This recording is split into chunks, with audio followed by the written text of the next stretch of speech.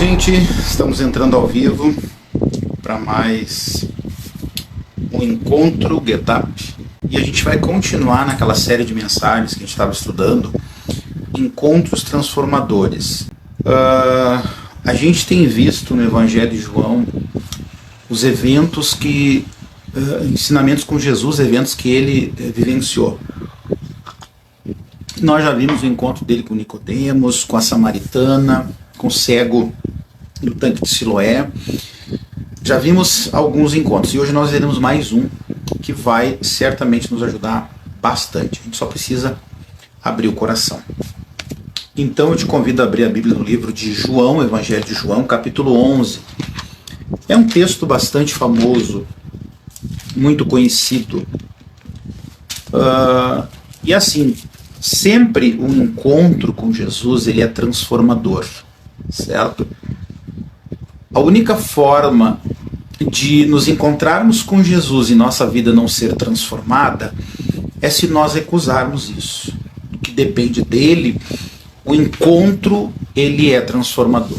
Jesus ele nos encontra, ele nos alcança porque ele quer mudar a nossa história, quer mudar a nossa perspectiva, quer mudar a nossa escrita, mas ele é gentil, ele não obriga ninguém a nada. E isso a gente precisa ter muito claro. Jesus ele não vai obrigar ninguém a nada. Então abra sua Bíblia em João 11 para a gente meditar. Eu sempre falo, se você tem aí a sua garrafinha com água, ainda mais hoje que está pedindo. A Bíblia diz assim, no Evangelho de João, capítulo 11, a partir do versículo 1. E estava enfermo Lázaro de Betânia, da aldeia de Maria e de sua irmã Marta. Esta Maria, cujo irmão Lázaro estava enfermo, era a mesma que ungiu com bálsamo o Senhor e lhe enxugou os pés com seus cabelos. Mandaram, pois, as irmãs de Lázaro dizer a Jesus: Senhor, está enfermo aquele a quem amas. Ao receber a notícia, disse Jesus: essa enfermidade não é para a morte, e sim para a glória de Deus, a fim de que o Filho de Deus seja glorificado por ela. Ora, amava Jesus a Marta e a sua irmã e a Lázaro. Quando, pois, soube que Lázaro estava doente, ainda se demorou 2 dias no lugar onde estava. Depois disse aos seus discípulos: vamos outra vez para a Judéia. Disseram-lhe os discípulos: Mestre, ainda agora os judeus procuram apedrejar-te, e voltas para lá? Respondeu Jesus: não são 12 as horas do dia? Se alguém andar de dia não tropeça, porque vê a luz desse mundo, mas se andar de noite tropeça, porque nele não há luz. Isso dizia e depois lhe acrescentou: nosso amigo Lázaro adormeceu, mas vou despertá-lo. Disseram-lhe, pois, os discípulos: Senhor, se dorme estará salvo. Jesus, porém, falara com respeito à morte de Lázaro, mas ele supunha que tivesse falado do repouso do sono. Então Jesus lhes disse claramente: Lázaro morreu, e por vossa causa me alegro de que lá não estivesse, para que possais crer, mas vamos ter com ele. Então Tomé, chamado Dídimo, disse aos condiscípulos: vamos também nós para morrer com ele. Nós temos algumas lições aqui interessantíssimas para aprender, mas vamos para o início. Ao contrário do que muitos acreditam e defendem, o Evangelho não é mais uma religião ou um conjunto de dogmas, doutrinas para serem seguidas, nem um grupo de hábitos para serem praticados, muito menos pecados para se evitar. O conceito que se tem do Evangelho é muito raso, muito estreito, muito insuficiente. Isso não é o geral, mas boa parte da igreja hoje ela entende o Evangelho como mais uma religião. Ela entende o cristianismo como mais uma religião. Não é assim. O coração do cristianismo reside em um relacionamento íntimo, de confiança, de amor crescente com ninguém menos que a pessoa de Jesus Cristo. A gente precisa acordar para o seguinte: Jesus ele não morreu para nos dar uma outra religião. Jesus morreu para nos franquear relacionamento com o Pai. Você vai me ouvir sempre falar isso. Do início ao fim da Bíblia, há uma clara ênfase da parte de Deus em ter um relacionamento conosco. Então nós precisamos acordar para essa realidade. A gente acha que cristianismo é mais uma religião, a gente acha que fazer parte de uma... Tanto é que se criou o rótulo Igreja Evangélica. Cuidado. Vida com Jesus nada tem a ver com religião. Vida com Jesus nada tem a ver com rótulo. Vida com Jesus tem a ver com relacionamento. como eu me relaciono com Ele. Consequentemente, como eu me relaciono com o Pai. Cada instrução que Jesus nos dá tem a clara intenção de fazer com que esse relacionamento de amor dele cresça com seu povo. Quando Jesus nos fala algo na sua palavra, o objetivo não é só uma regrinha para a gente seguir, mas é uma instrução que vai franquear o crescimento do nosso relacionamento com Ele, não da parte dele, mas da nossa parte. Da nossa parte. De nós entendermos a nossa necessidade de nos aproximarmos dele, a nossa necessidade de andarmos com ele, a nossa necessidade de nos submetermos ao que ele fala. Aquilo que fazemos em resposta ao que Deus nos orienta expressa o tipo de relacionamento que da nossa parte temos com ele. A nossa reação à palavra, a nossa reação à instrução que Jesus nos dá, mostra que tipo de relacionamento nós estamos tendo e que nós temos vontade de ter. Essa é a boa verdade. Então isso tem que estar muito claro. Através daquilo que eu e você fazemos, a reação que nós temos, a resposta que nós damos, a instrução que Deus nos dá, mostra o tipo de relacionamento que nós estamos querendo com Ele. Se é um relacionamento só de interesse, que nós só buscamos a Deus quando as coisas ficam difíceis e nós queremos que Deus faça alguma coisa, e por aí vai. O Evangelho não é uma religião, mas um estilo de vida baseado em relacionamentos, como eu já falei em outras mensagens, com Deus, conosco e com os outros. Bom, primeira lição da mensagem de hoje. Andar com Cristo não retira de nós a nossa humanidade. É muito importante a gente entender que andar com Cristo não fará de nós super-humanos.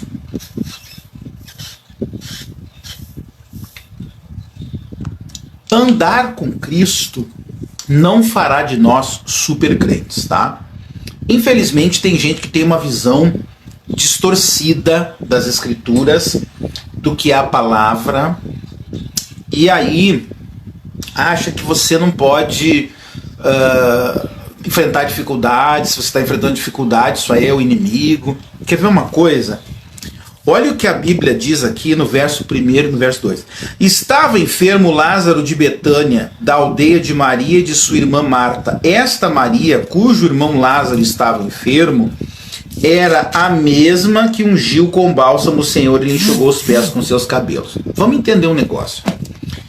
Marta, Maria e Lázaro eram íntimos de Jesus. Jesus, inclusive, parava na casa deles. Jesus, ele tinha o costume de andar com eles.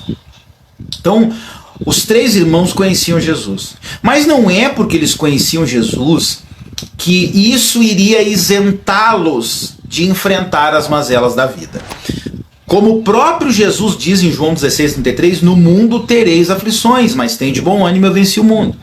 Então a gente tem que acordar. Contrário ao que muitos, com uma divisão distorcida das Escrituras, defendem, cristãos enfrentam lutas sim, doenças, adversidades, mesmo tendo uma nova vida com Cristo. Então, primeiro ponto, enfrentar adversidades não anula o fato de que Jesus está na nossa vida. Ter Jesus na nossa vida não vai anular as adversidades. Eu lembro de uma história que muitas vezes eu ouvi, que alguém disse assim, chegou pro pastor lá da igreja, disse assim, eu não quero mais sofrer, eu não quero mais enfrentar dificuldades. E o pastor, muito brincalhão, falou assim, tu quer com dor ou sem dor? Daí a pessoa falou, eu quero sem dor. Então tá, vou orar a Deus para que tu tenhas um infarto agora, agudo, sem sentir, morra, ou um derrame. Aí o cara ficou assustado. E se eu tivesse pedido com dor, para te atravessar a rua e uma carreta te atropelar? E o cara, mas o que é isso? Aí o pastor vira isso para ele e fala, só tem um jeito de não enfrentar mais problemas, Jesus te recolhendo. Então nós temos que parar com essa ilusão, com esse continho de fadas, de que agora eu sou de Jesus, tudo vai ser só vitória. Não, a vitória é algo que você conquista. Essa fragilidade natural da nossa carne, da nossa condição carnal, não muda a natureza de Cristo em nós, ao aceitarmos Ele em nossas vidas. A religiosidade atente para isso, faz com que vejamos as dificuldades como razão de algum pecado cometido, como fizeram os discípulos diante do cego. Se a gente voltar lá no livro de João, capítulo 9, nos versos 2 e 3, a Bíblia relata a fala dos discípulos, que quando vem o cego, perguntam para Jesus quem havia pecado. E hoje nós vivemos isso dentro de muitas ditas igrejas. A pessoa chega com uma dificuldade, aí, isso aí é o inimigo, isso aí é um pecado, isso. Ei, a questão não é o porquê, a questão é lidar com isso. O grande segredo está aqui. A questão não é o porquê tu está enfrentando o que tu está enfrentando. A questão é o que tu estás disposto a fazer, o que tu vai passar a fazer para lidar com isso. Jesus nunca ficava questionando. Jesus nunca ficava procurando explicação para o que estava acontecendo. Jesus entendia a dor das pessoas e buscava a solução. É isso que nós temos que aprender a fazer.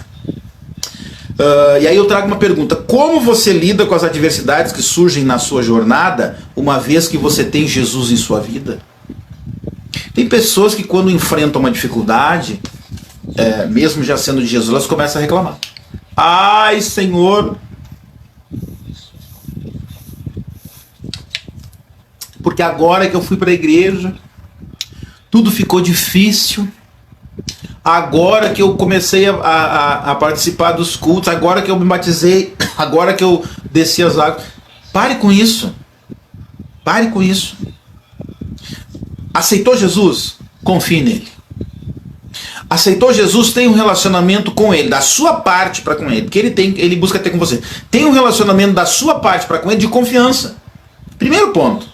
Bom, eu não sei por que isso está acontecendo, também não me interessa. Me interessa é enfrentar isso. E eu não estou enfrentando sozinho essa batalha. Esse é o fundamento, esse é o posicionamento que nós temos que passar a ter. Isso significa maturidade. Segunda lição. Podemos sim manifestar os nossos sentimentos. O fato de termos Jesus em nossas vidas não impede que expressemos as nossas dores e os sentimentos que vivenciamos. Olha o que diz o verso de número 3. Mandaram, pois, as irmãs de Lázaro dizer a Jesus: Senhor, está enfermo aquele a quem amas. Quer dizer, a Marta e a Maria se preocuparam. Estavam inquietas, estavam preocupadas. Elas, afinal de contas, amavam o irmão delas. E elas mandaram informação para Jesus. Nós temos o direito. Temos o direito de manifestar o sentimento e a emoção que nós vivenciamos. As emoções são apenas respostas automáticas que temos aos acontecimentos e por si só não representam mal algum. A questão reside no como escolhemos reagir aos sentimentos. Eu sempre falo, quando eu estou dando treinamento, quando eu estou dando aula, que emoção ela é neutra. A emoção não faz nada na tua vida. Quem faz é você. Você ficou com medo, você ficou alegre, você ficou triste, você ficou com raiva. Você apenas vivenciou uma descarga elétrica, uma descarga química, né, no teu corpo. As ações que você vai ter são escolhas que você faz. Isso tem a ver com comportamento. Agora, você não vai... Por isso que eu sou contra quando as pessoas falam controle suas emoções. A gente não controla a emoção. A gente controla a nossa reação. Se você pegar Provérbios 25, 28, você vai ver que a Bíblia diz que um homem sem domínio próprio, sem domínio sobre si, sem domínio sobre as suas reações. Domínio próprio é domínio sobre as suas reações. Ok? Um homem sem domínio sobre si, sem controle sobre si, sem autodomínio, como alguns chamam, ele é como uma cidade sem muros, indefeso.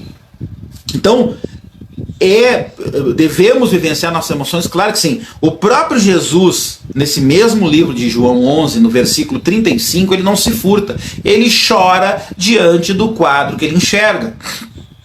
Ele vê a incredulidade de alguns, ele vê o descrédito de outros, ele vê as ações, ele se entristece. A Bíblia diz, versículo 35, Jesus chorou. Jesus não se furta das emoções dele, jamais se furtou. No Getsemane, ele expressa o seu pânico. Por um momento ele pensou que ele ficaria sem a presença do Pai. Ele não se furta de vivenciar as emoções. Mas a pergunta aqui não é se você vive ou não suas emoções, mas como você lida com as emoções e sentimentos que você tem. Como? E eu já vi muitas pessoas dizendo assim: Senhor, tira de mim. Não. Jesus não vai fazer nada por você que cabe a você fazer. Não se iluda. Jesus não fará nada por você que cabe a você. Então tome cuidado.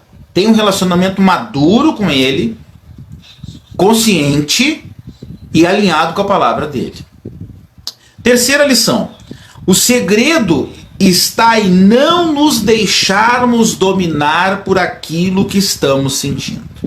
Quer dizer, nós podemos sentir? Podemos, é direito nosso. Fomos criados com essa capacidade, mas nós não podemos nos deixar dominar. Verso número 4. Ao receber a notícia, disse Jesus, esta enfermidade não é para a morte, sim para a glória de Deus, a fim de que o Filho de Deus seja por ela glorificado. Bom, Jesus, quando ele chega diante da situação, do quadro, ele sabe como reagir. E a pergunta é, nós estamos sabendo como reagir, por exemplo, quando a gente recebe a carta de demissão, quando a gente recebe a notícia de que um parente está com enfermidade, de que perdemos uma causa, enfim, como que nós reagimos diante da emoção daquela circunstância? Em todos os momentos de nossas vidas, precisamos confiar na soberania de Deus, aquele que está no controle e no governo de tudo sempre. Era o que Jesus deixava claro. Eu posso viver as emoções? Posso, mas eu tenho que viver confiando em Jesus. Jesus nunca despreza aquilo que sentimos, porém ele espera que confiemos nele apesar de tudo. Ah, mas o Lázaro estava morrendo. Beleza, eu entendo. Mas Jesus queria que Marta e Maria, pelo menos a Marta e a Maria, confiassem nele, apesar do quadro. Muitos confiam nele apenas até o desconforto daquilo que estão sentindo. Então tem pessoas que confiam em Jesus só até quando começa a ficar desconfortável o que elas estão sentindo. O desconforto é o limite da fé delas, da confiança delas. E aí Jesus nos dá uma lição. Mesmo que te seja desconfortável, mesmo que a situação pareça desfavorável, continue confiando. Continue confiando na soberania de Deus. Tudo pode perder o controle. Jesus jamais. Até onde, aí eu trago outra pergunta, até onde vai a sua confiança em Jesus diante daquilo que você está sentindo? Até onde vai? Até onde vai sua confiança? Quando você tem medo de que o salário do mês não dê para pagar as contas. Até onde vai a sua confiança quando você começa a ficar com receio de ser enganado, de ser demitido, de perder a oportunidade de promoção, de uma iminência de enfermidade na tua família? Ou até onde vai a tua confiança em Jesus?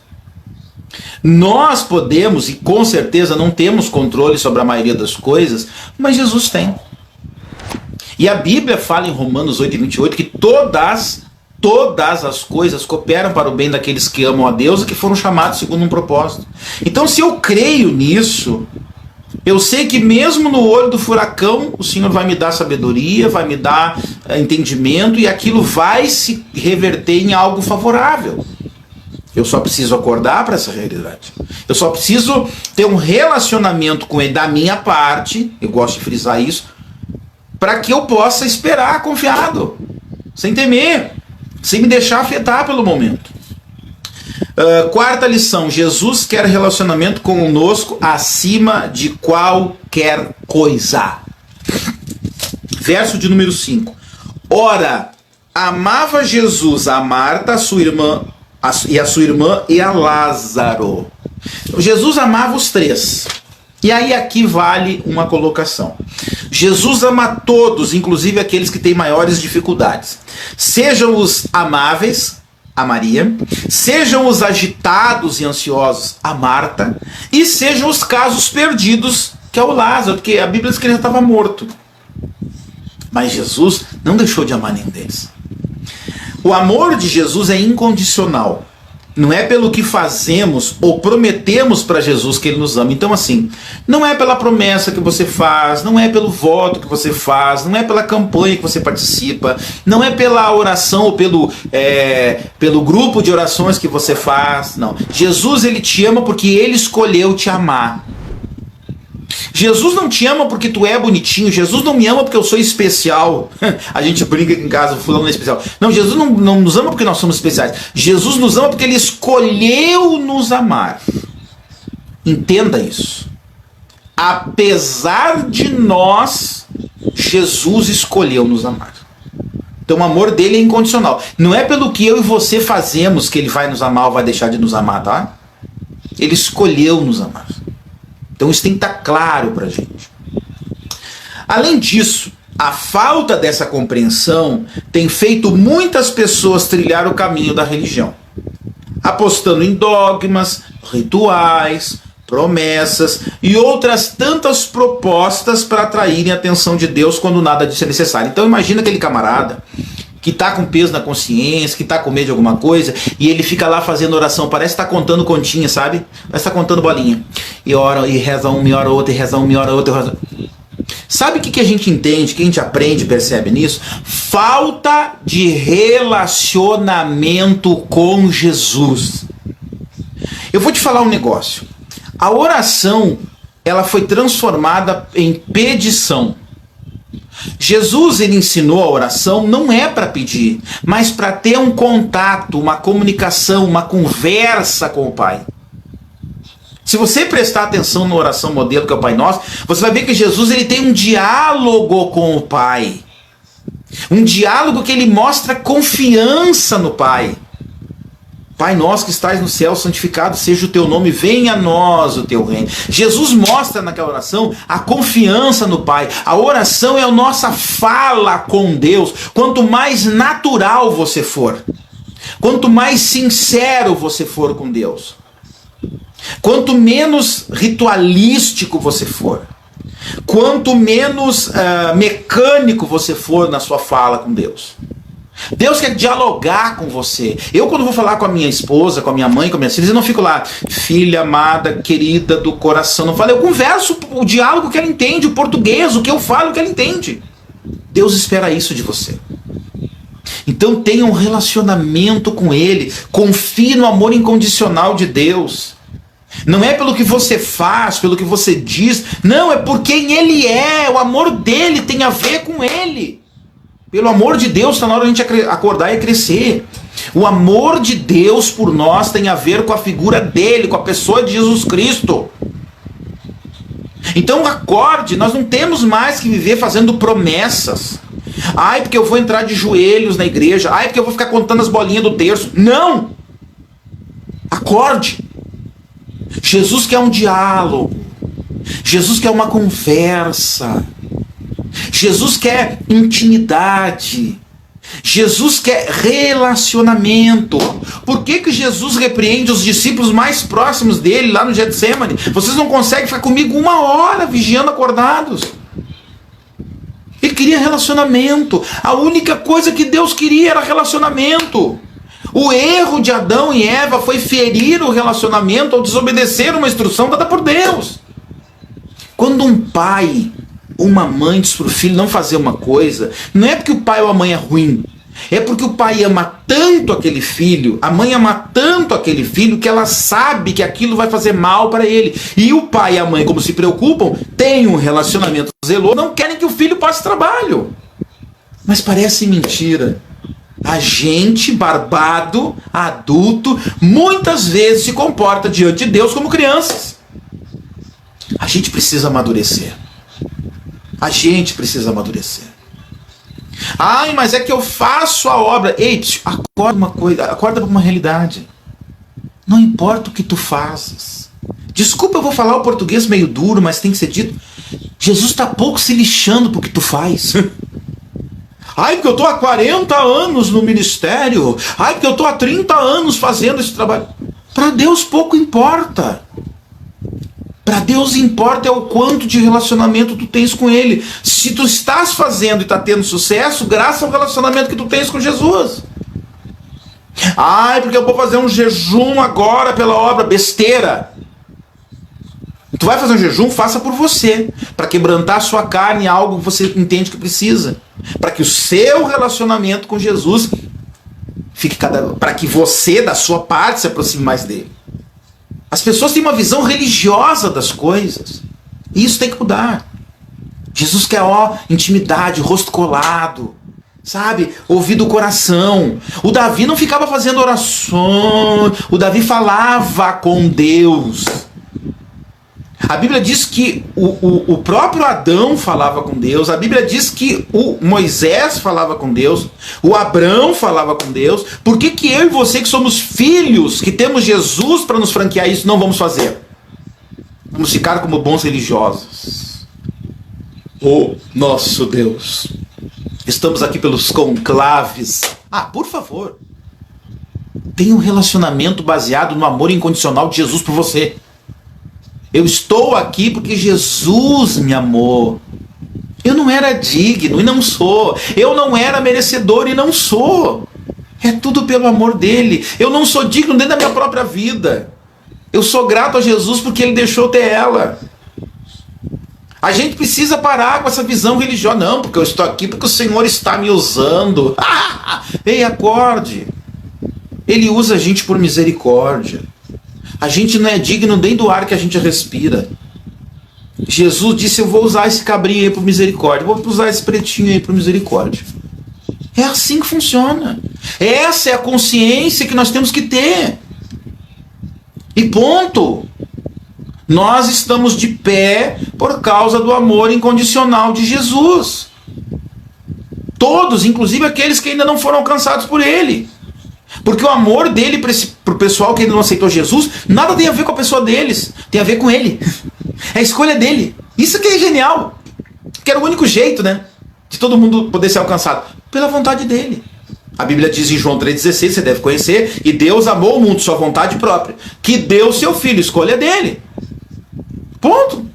Não é por nós, gente, é por ele. É tudo dele, por ele e para ele. E sem ele, nada seria. Se não me engano, é Romanos 8,36, se não me falha a memória.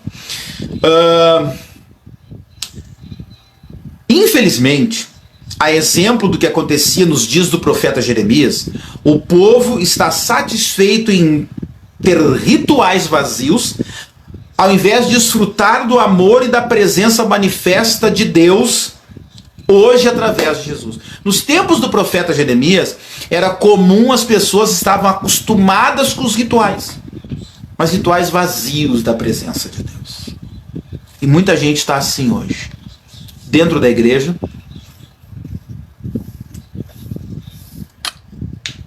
fazendo parte de um grupo religioso, atrás de um púlpito, à frente de uma congregação, mas coberto de rituais vazios. Aí tu vai chegar no meio das pessoas, as pessoas não sabem o que é ter relacionamento com Jesus. Tu vai conversar, tu vai atender algumas pessoas, e isso já me aconteceu várias vezes, acontece ainda hoje.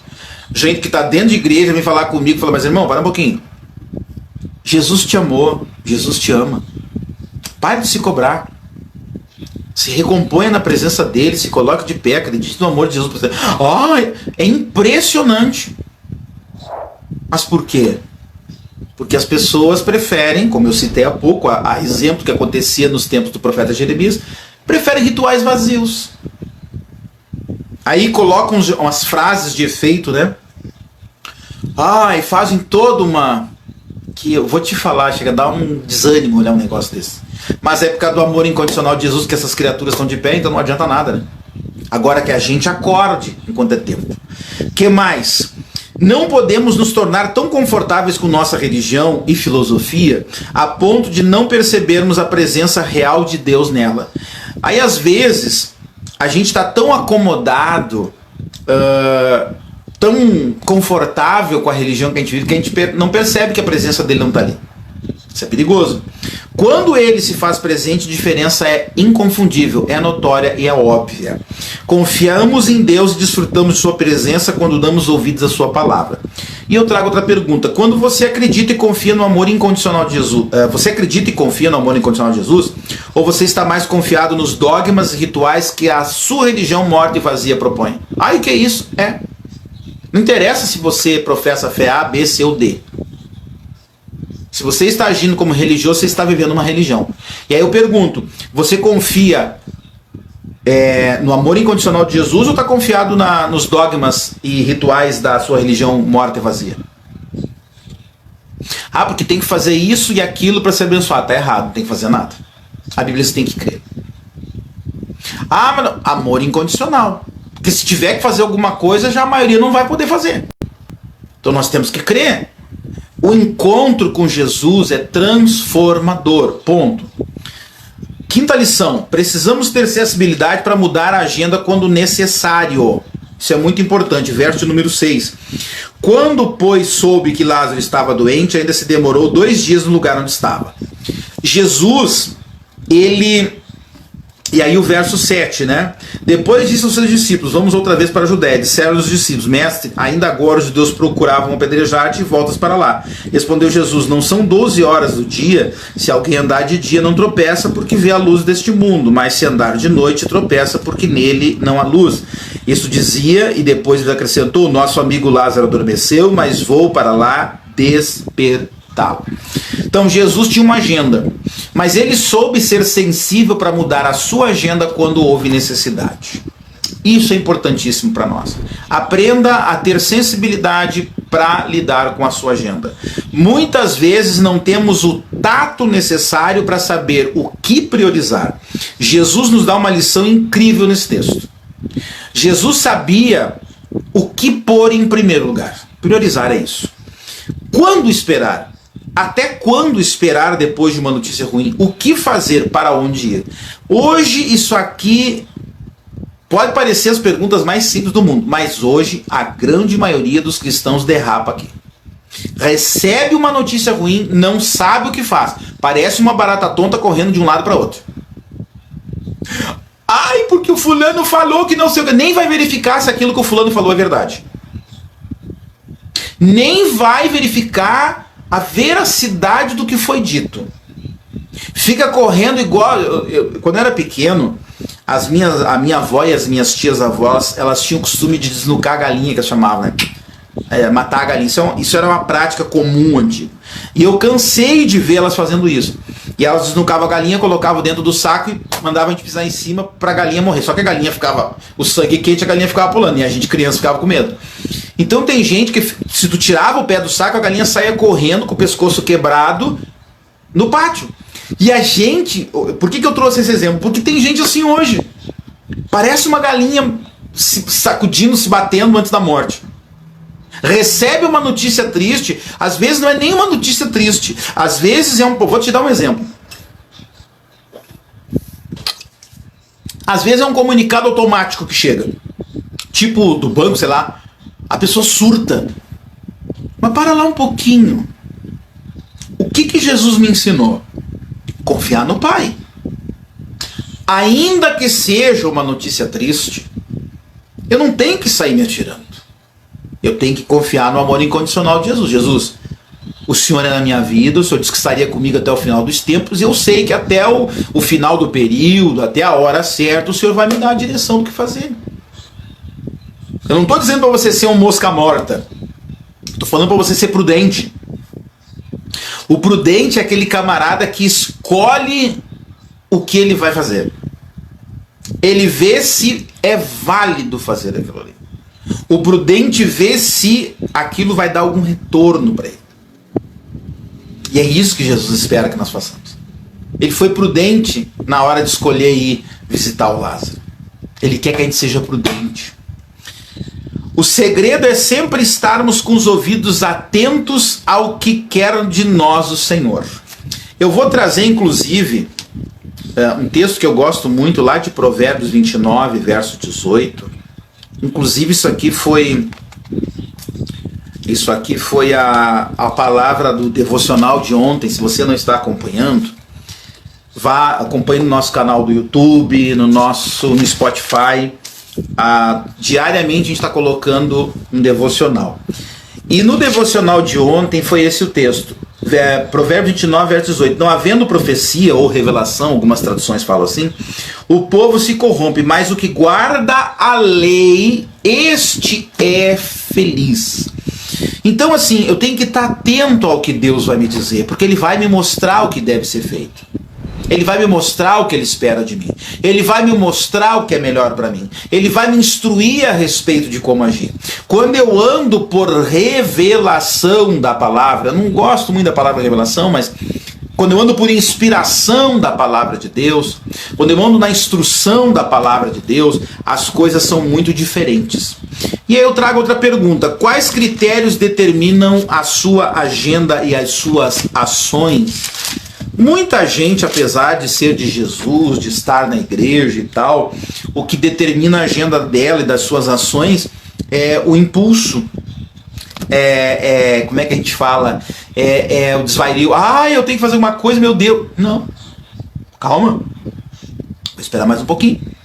Vamos ver o que Deus vai me dizer. Sexta lição: não podemos desprezar a dor das pessoas.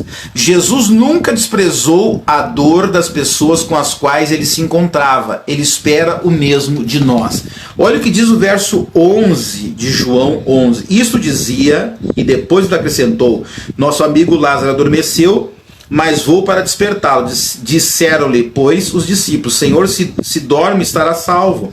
Jesus, porém, falara com respeito à morte de Lázaro, mas ele supunha que tivesse falado do repouso do sono. Então Jesus lhe disse claramente: Lázaro morreu, e por esta causa me alegro de que lá não estivesse, para que possais crer, mas vamos ter com ele. Jesus nunca se furtou de lidar com a dor das pessoas, nunca desprezou a dor das pessoas, nunca despreze a dor das pessoas. Uma das coisas que é bem complicada é que às vezes as pessoas têm uma mania de achar que o problema e a dor das outras é menor que o delas. Tem pessoas assim: não, mas o teu problema não é nada comparado ao meu. Cuidado. Cuidado com essa arrogância, cuidado com essa soberba. Todo mundo tem os seus dilemas. E para quem tem dilemas, o problema deles é grande. Nunca menospreze o problema dos outros. Às vezes a pessoa vem e fala para você: porque aconteceu tal coisa. Deixa de bobagem, meu problema é muito maior. Não funciona assim. Não despreze a dor das outras pessoas. E eu trago uma pergunta: você entende que as demais pessoas também têm dores e dilemas, ou você acha que os seus são sempre mais importantes? Tem gente que acha que o problema delas é muito mais importante que o dos outros. Sétima lição: precisamos ter paciência e saber lidar com os fatalistas e negativos. A gente sempre vai encontrar pessoas fatalistas e negativas na nossa jornada. Verso de número 16. Então Tomé, chamado Dídimo, disse aos condiscípulos: vamos também nós para morrermos com ele. Chegando Jesus, encontrou Lázaro já sepultado, havia 4 dias. Ora, Betânia estava a cerca de 15 estádios perto de Jerusalém. Muitos dentre os judeus tinham vindo ter com Marta e Maria para as consolar a respeito de seu irmão. Muitas pessoas, inclusive as mais próximas, o Tomé, o Dídimo, era discípulo, se apresentarão como fatalistas e negativas diante do que estamos enfrentando. Não podemos ter a ilusão de que todos nos darão o apoio que precisamos. A gente cria uma expectativa muitas vezes errada. Porque eu vou falar e fulano vai me entender. Não, ninguém tem obrigação de te entender. Cada um tem obrigação de entender a si mesmo, né? E às vezes a gente acha, a gente quer e fica bravo porque o outro não entendeu. Não, o outro não tem obrigação de nos entender. Nós precisamos entender que nós vamos enfrentar situações e ao nosso lado estarão pessoas negativas, que não vão nos dar apoio. Pessoas fatalistas que não vão nos incentivar a acreditar no melhor. A gente tem que parar de colocar nos outros a responsabilidade que é nossa. A gente tem que parar de colocar nos outros uma expectativa que eles não podem corresponder. Precisamos entender que sempre existirão pessoas assim e temos de lidar adequadamente com elas. A escolha de esperar o que elas não podem, esperar o que nós não receberemos dela, é sempre nossa. Então quem escolhe esperar mais do outro do que ele pode ofertar, é nós. Somos eu e você. Então cuidado. Você costuma se decepcionar com frequência esperando apoio de onde ele nunca vem? Ai, porque eu achava que fulano esperava que cicrano. Desculpa, você não tinha que esperar. A sua confiança tem que estar no amor incondicional de Deus, não nas pessoas. Ai, mas nós precisamos das pessoas. Precisamos. Mas nem sempre as pessoas vão te corresponder. Oitava e última lição. O evangelho é pautado em princípios. Anote isso em letras garrafais e coloque bem próximo dos seus olhos. De preferência naquele corredor que mais você passa na sua casa. O evangelho é pautado em princípios. O evangelho, assim como o relacionamento com Deus, é pautado em princípios e não em regras do tipo pode e não pode. E isso tem que estar muito claro para a gente. Olha o que diz o verso 20. Marta, quando soube que vinha Jesus, saiu ao seu encontro. Maria, porém, ficou sentada em casa. Disse, pois, Marta a Jesus, Senhor, se estiveras aqui, não teria morrido meu irmão, mas também sei que mesmo agora tudo quanto pedirdes a Deus, tu concederá. A Marta mostra pra gente um posicionamento de fé. Eu já expliquei em outras mensagens, vou repetir. A fé é um dos princípios mais importantes do reino. Bote isso na sua cabeça. Princípio é algo inegociável. Uma vez cumprido, nos salvaguarda e nos dá acesso ao que ele nos garante. Se não for cumprido, traz as consequências disso. A gente tem um texto emblemático, famoso, e muito mal interpretado, lá em Hebreus capítulo 11. A galeria da natureza da fé. Verso 1. Ora, a fé é a certeza das coisas que se esperam, a convicção de fatos que não se veem. Primeira lição a respeito do princípio fé. Fé é uma coisa que você espera, mas que você não viu. Então, primeiro ponto, tira da tua ideia essa história de ponto de fé, porque isso é para ativar a minha fé. Não! A declaração do princípio fé é essa. É a certeza das coisas que você espera. Você não precisa ver para ter fé. A fé é algo que vem sem ver.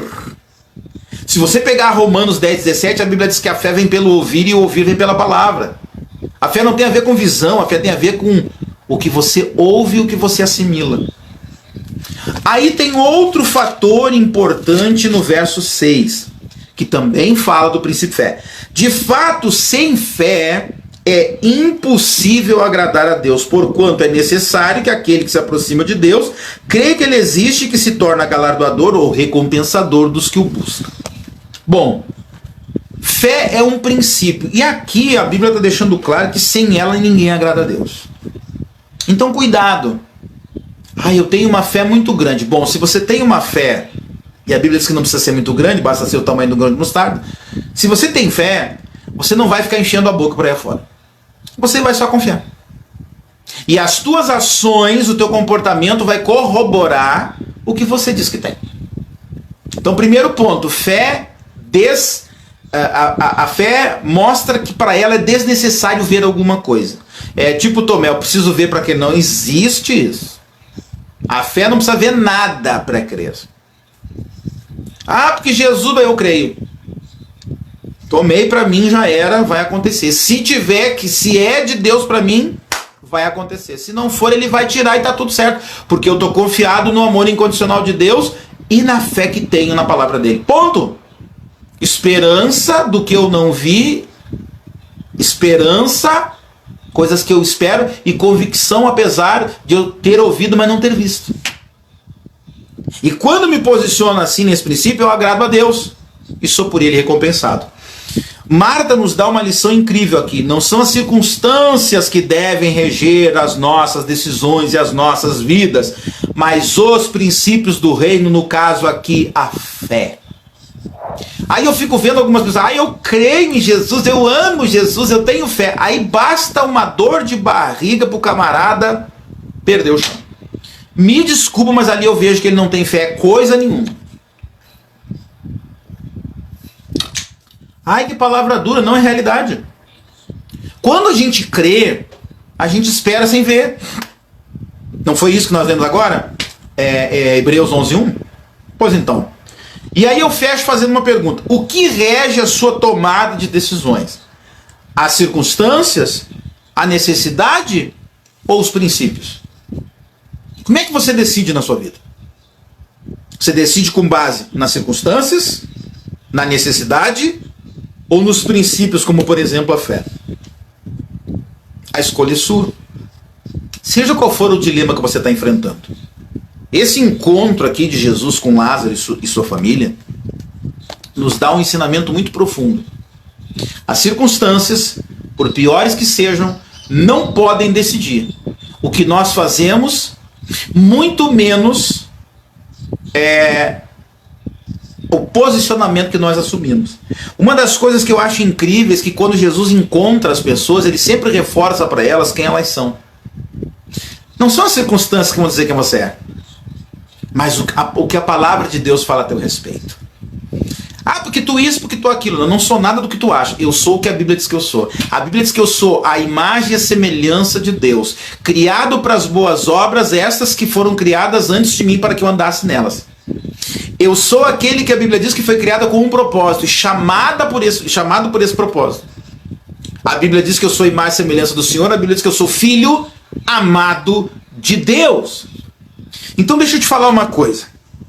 Quando você talvez erra, e nós somos seres humanos e somos passíveis de erro, nós temos que parar. E eu já vi muita gente que frequenta a igreja, enfim, né, e que tem essa coisa de se punir, de se cobrar exageradamente. Entenda uma coisa: quando você sabe quem você é em Cristo, as circunstâncias não têm poder nenhum sobre a sua vida. Então talvez você é aquela pessoa que por muito tempo ficou se recriminando, se cobrando, você ficou se punindo. A Bíblia diz que você é filho amado de Deus.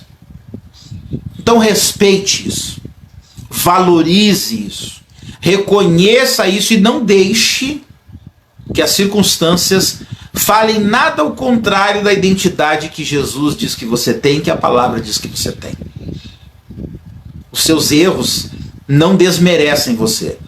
A Bíblia fala lá em Mateus 4, na tentação no deserto, que o diabo tenta pôr em xeque a identidade de Jesus. Se tu és o Filho de Deus, nunca deixe sua identidade entrar em xeque. Porque mesmo quando nós sabemos quem somos, nós não precisamos provar nada para ninguém. Jesus não precisou provar nada para o diabo. Pare de querer provar as coisas para as outras pessoas. Quando você sabe quem você é, quando você confia nos princípios e vive por eles, quando você está descansado no amor incondicional de Deus, pouco importa quem os outros dizem ou acham que você é. Você não vive para agradar um grupinho de meia dúzia de descerebrados. Aí o que isso é? Que tem gente que vive para agradar um grupinho. Eu tenho que fazer parte do grupinho, eu tenho que ser aceito. Não, aquele grupinho que tem que me querer. Eu não tenho essa postura, porque eu preciso ser aceito. Não. Eu sou filho de Deus. A Bíblia diz que eu sou luz, eu sou sal. Então, os grupos me querem. Os grupos querem que eu faça parte deles. Tem gente que anda mendigando a migalha da atenção dos outros, porque jogou a sua identidade para baixo do tapete. Olha que coisa triste. Então desperte. Viva com base no amor incondicional de Jesus para a tua vida. Viva com base nos princípios que a Escritura traz. Viva o que Jesus tem para você. Amém? Jesus ressuscitou Lázaro. Quando Jesus chegou, Lázaro era um caso perdido. Quando Jesus saiu, Lázaro tinha vida nova. Um encontro com Jesus transforma qualquer situação, seja ela qual for. Amém? Vamos falar com Deus. Pai, eu te louvo. De coração eu te adoro. Não há palavras, porque o Senhor nos surpreende a cada dia que passa, e quão maravilhoso é te ouvir, é beber da fonte, é aprender contigo. Jesus, que cada ponto abordado hoje, que cada ensinamento, o teu Espírito Santo, agora é contigo, parceiro, agora é contigo, querido. És um queridão, Espírito Santo. Oh, aleluia. Que tu possas nos nossos corações, nas nossas mentes, germinar cada ensinamento que nós recebemos hoje, Espírito Santo. Para que nós possamos crescer, para que nós possamos ter de fato esse relacionamento íntimo, de confiança, de amor crescente com o Pai. Oh, Espírito Santo, nos ajuda, porque sem ti nós não podemos. Muitos estão mergulhados na religião e só contigo nós poderemos avançar. Eu te peço, querido, e também te agradeço, porque eu confio em ti, amado da minha alma. Aleluia. Senhor, obrigado por tudo que o Senhor já fez até aqui. E isso só alimenta no meu coração a expectativa das coisas grandes e majestosas que o Senhor ainda há de fazer. Deus, o Senhor sabe que temos colocado diariamente o devocional, que cada ensino que ali tem sido trazido produza frutos, que possamos crescer. Eu tenho sido alimentado, eu tenho sido abastecido, eu tenho sido apacentado por esses ensinos. Então, Jesus, continua, temos sede, nossa alma tem sede de ti. É o que eu te peço também, pelo que eu já te agradeço, no nome santo de Jesus. Amém. Que eu e você possamos crescer na graça e no conhecimento, como diz Oséias 6, conheçamos e prossigamos em conhecer ao Senhor. Tá joia? Não esqueça, você pode ver no canal do YouTube, você pode ver no Spotify, aqui também no nosso Facebook, na nossa página, vai estar lá os links dos devocionais. Acompanhe com a gente. É muito bom, assim, todos os dias você tirar um tempinho e se alimentar da palavra do Senhor, crescer. É muito bom. Beijo no coração e até a próxima.